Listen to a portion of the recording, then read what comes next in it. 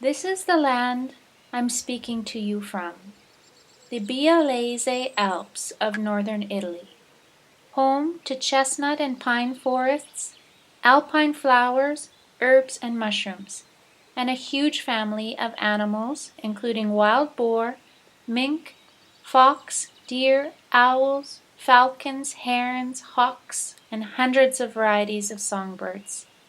It is also home to one of the noisiest rivers I've ever met in my life. You can hear her singing in the background. This is the land I've been working on and with for the past year. This is one of the areas of Italy that is currently undergoing depopulation as the youth move into cities and to other countries in search of work. Scattered throughout this landscape are abandoned homes, in various stages of decay, undergoing reclamation by the land. Early in 2019, I was thinking about a new series of beaded works, which I had titled Beaded Baroque. The original concept was to bring contemporary beading into conversation with the Baroque period of art history. I'm interested in this period as it is a time when European nations were accumulating great wealth from the colonial project, which fueled the artistic production of the time. I was thinking a lot about how the Métis fit into this, but have somehow been erased from the visual record.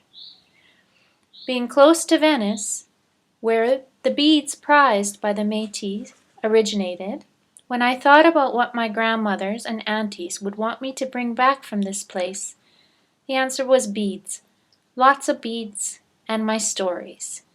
These were my first thoughts about this series of work, which has evolved considerably since I began.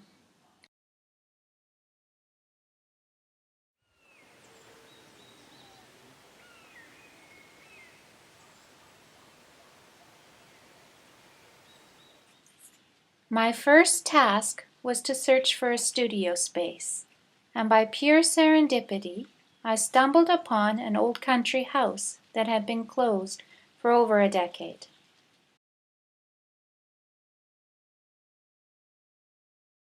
The house was inspiring to me from an artistic perspective in that its last inhabitant was an antiquarian who had amassed an amazing collection of objects.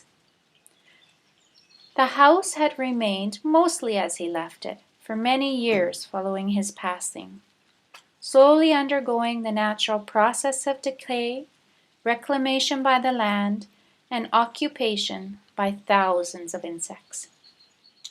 I've been living and working in the house while I create this body of work, allowing the objects, history, and insects it contains to fuel my artistic production. I've now begun to see parallels between the process of beading and the various activities undertaken by the insects.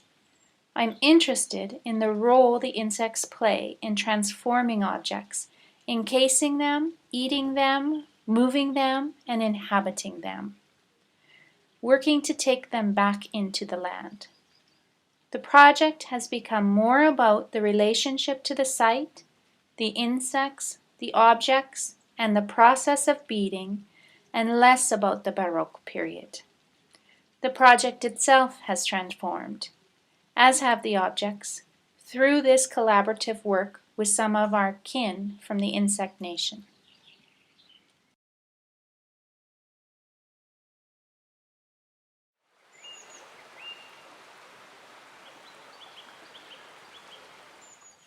In the words of a close friend from northern Italy, insects, one of the largest and often forgotten populations which share our planet, humbly work around us in silence, through a long stairway composed of small short steps, where the closest actor is limited by the next, creating a long sustainable chain.